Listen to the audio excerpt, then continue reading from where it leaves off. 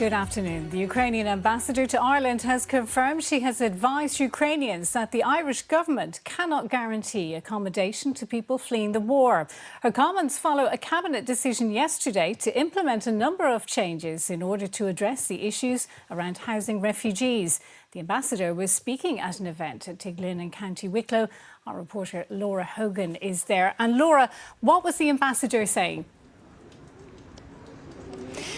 Yes, Kate. Well, the Ukrainian Ambassador Larisa Jarasko has been here at the Tiglin Centre in Greystones in County Wicklow all morning, meeting with the 109 Ukrainian people who have made this place their home after fleeing the war in Ukraine. They came back in March when Russia invaded Ukraine. And she said today that this is one of the best examples of how Irish communities have been embracing and welcoming Ukrainian people when they come here. Now, last evening, as you say, the government introduced a series of new measures to deal with this accommodation crisis for Ukrainian people, moving away from an emergency response and moving more towards a more sustainable medium to long term method. And among these measures means that people who are providing accommodation to Ukrainian refugees, they will see their recognition payment double from €400 to €800. Government also agreed it would expand and extend the modular housing programme and the refurbishment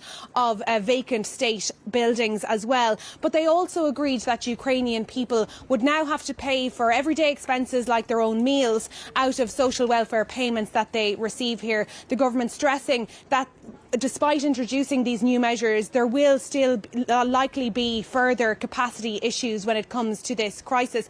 And this is something that the ambassador acknowledged today. And she said that she's been sending a message to Ukrainian people who haven't yet travelled here as well.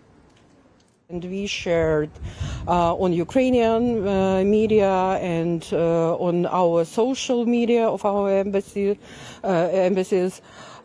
the information that the Irish government cannot guarantee accommodation for Ukrainians because of lack or absence of such accommodations.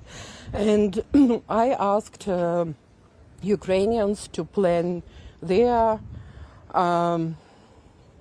visit, transfer, or fleeing the war might be to other countries.